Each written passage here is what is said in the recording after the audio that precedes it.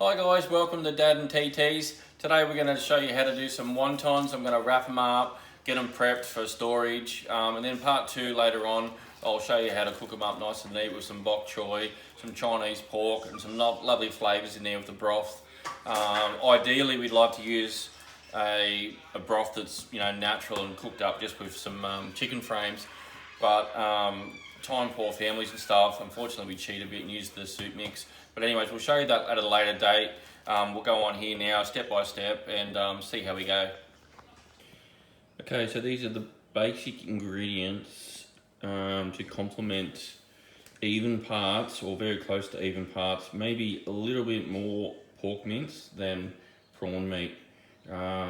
Fresh peeled prawns, deveined, along with some finely chopped shallots, finely chopped coriander, soy sauce, Chinese wine, Chinese cooking wine, a good amount of salt, some sesame oil, a little bit of white pepper, freshly grated ginger and freshly grated garlic. I'll prep these guys up and I'll show you roughly how much I use. 1 second.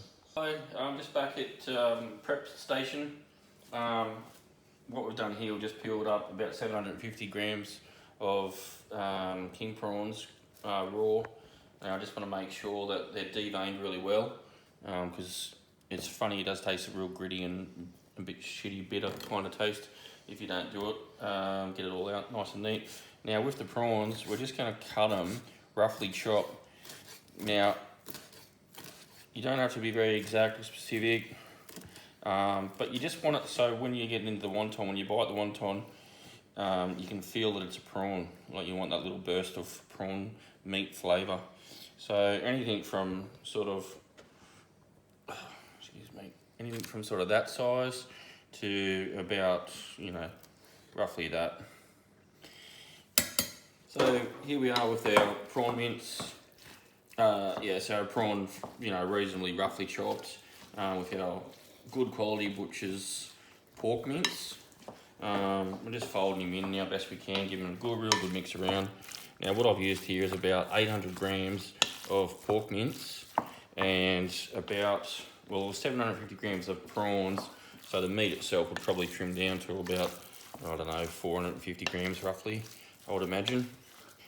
So give it a good stir and then we'll start adding some ingredients. What I like to do is put it in the fridge for an hour or so all the flavours really get a chance to bind in and make it really yummy. Okay.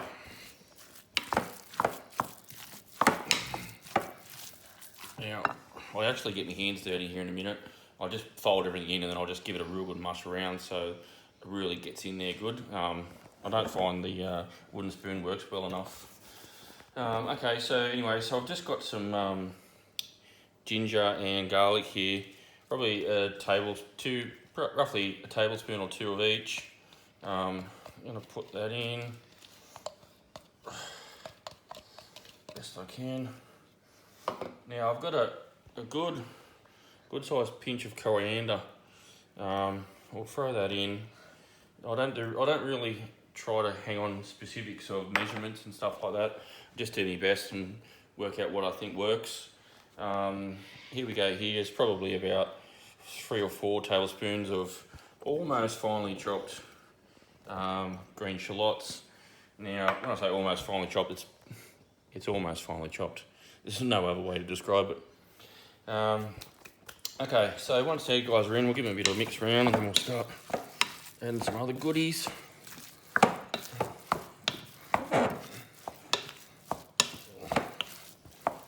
Now, what I've made here, I've got 2 of these guys, which are our wonton pastries. It says on there, one of them, I think it says it makes, what do you say? Makes approximately 30 wontons. So if that one's the same, it's roughly 60 or so wontons. Now, I think I'm going to have a lot left over. I didn't realise there was only 30 in these packets. If there is, I'll just whip down and get some more of these wonton wraps. And I will be using these guys next time all the way along because it's a product of Australia, and we like that here. Okay, so soy sauce, light soy sauce we're using here. Approximately, when I say I don't do measurements, we just do a good squirt, so I'm going to say about 2 tablespoons. Roughly 2 tablespoons. And about 3 tablespoons of Chinese cooking wine.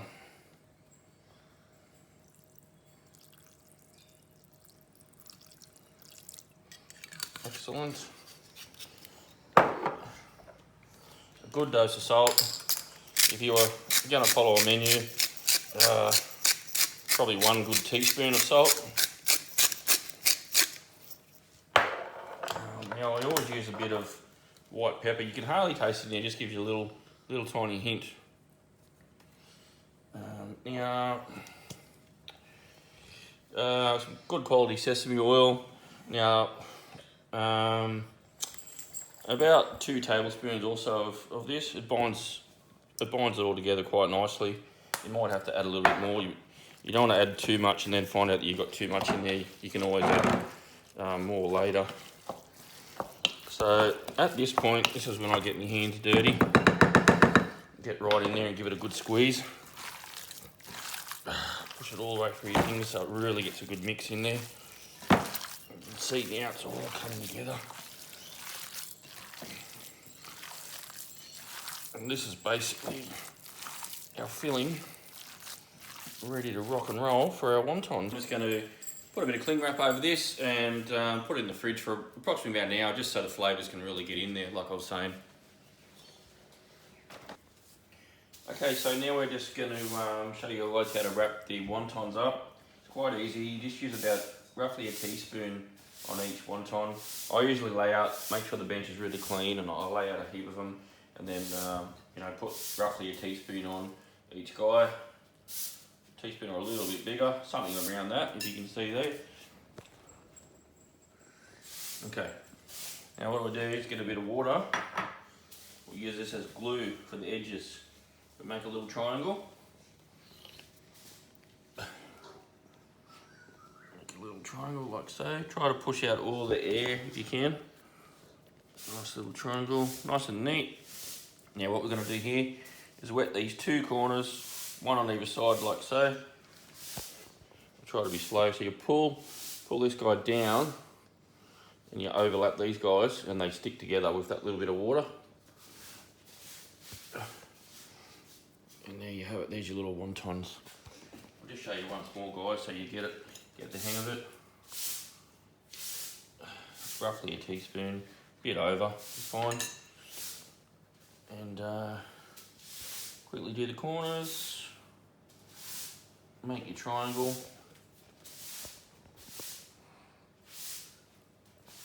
Try to get the air bubbles out best you can. It's not always totally possible. Wet your corners, down, and press, like so. And then I just curl this bit up a bit like so. And ready to roll. Okay, so there we are. I tend to make up a lot more than that. This is only, say, 25 or so, but I will keep going. Just wanted to show you guys. I'll put it on a bit of baking paper, sorry, and throw it in the freezer now, just till they get sort of a bit crunchy. Then I'll put them into individual sort of bags and store them away for storage. Okay, so stay tuned for part 2 where we'll be cooking and whatnot. Look, if you guys like it, please like it and subscribe. There'll be more to follow.